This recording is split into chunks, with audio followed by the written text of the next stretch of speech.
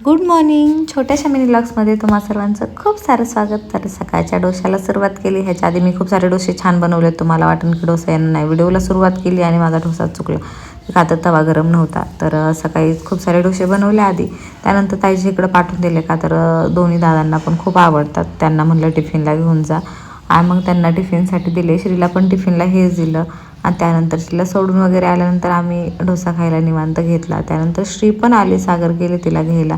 आणि हा बघा दुसरा येतेत मला, असं नाही की डोसे येत नाही आहेत, खूप छान येतात. तर डोसा तयार होत होता. एका साईडला चहा ठेवला होता आणि चहा पिल्याशिवाय माझ्या दिवसाची सुरुवात होणार असं शक्य होत नाही. नाही चहा पिली ना तर डोकं दुखतं. तर पहिलं चहा घेतला, त्यात पकड सापडत नव्हती. जाऊ दे म्हणलं कपड्यांनी पकडते. कपड्यांनी पकडलं. त्यानंतर म्हणलं चला आता साहेबांना डोसा द्यावा खायला. खरं तर त्यांना जास्त आवडत नाही, कडक डोसे लागतात. त्यांनी रिटर्न दिले, ते कडक डोसे बनवून घेतले परत.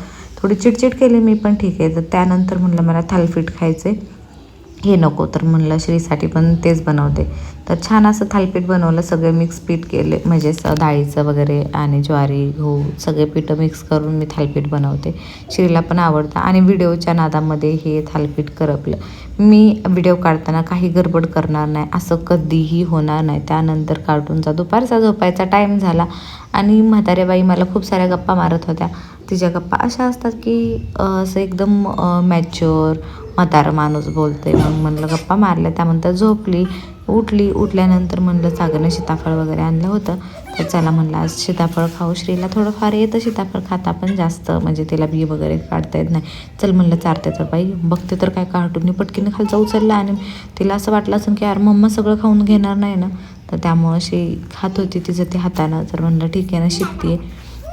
का तर सीताफळ खायला थोडंसं अवघड जातं लहान मुलांना. तर मी तिला म्हणत होते तुला बी वगैरे काढून देते. तर नाही म्हणली मम्मा मी खाणार. तर ठीक आहे बाबा म्हणलं, आजकाल अवघड आहे, ऐकावंच लागतं. तर बघा ही स्वतः खायचं ट्राय करत होती आणि फायनली तिला खायला जमलं. फक्त की एवढं जमत नाही, तर जमेल हळूहळू. चला तर संध्याकाळच्या स्वयंपाकाची तयारी करायची होती. काय करायचं म्हणलं. सकाळचं डोश्याचं पीठ आहे आणि श्री पण म्हणली मम्मा मला डोसा पण खायचा आहे. मग म्हणलं चला डोसा पण बनवते आणि त्याच्यासोबत थोडासा मसाला भात पण बनवते. का तर मसाला भात आम्हाला सगळ्यांना खूप आवडतो आणि श्रीला पण आवडतो. तर चला मग म्हणलं थोडेसे डोसे बनवते आणि त्यासोबतच मसाला भात. तर संध्याकाळचा असा काहीचा दिवस होता आणि हे आमच्या दोघीची भांडणं तर चालूच होती. तर कुकर लावल्यानंतर ताट बनवलं आणि आमच्या दोघीचं छानपैकी जेवायला घेतलं. आणि चला म्हणलं आता लोणचं सोबत सगळे एन्जॉय करा. गावाकडचं लोणचं आहे, असा काहीचा दिवस होता. किचन आवरलं. Bye bye.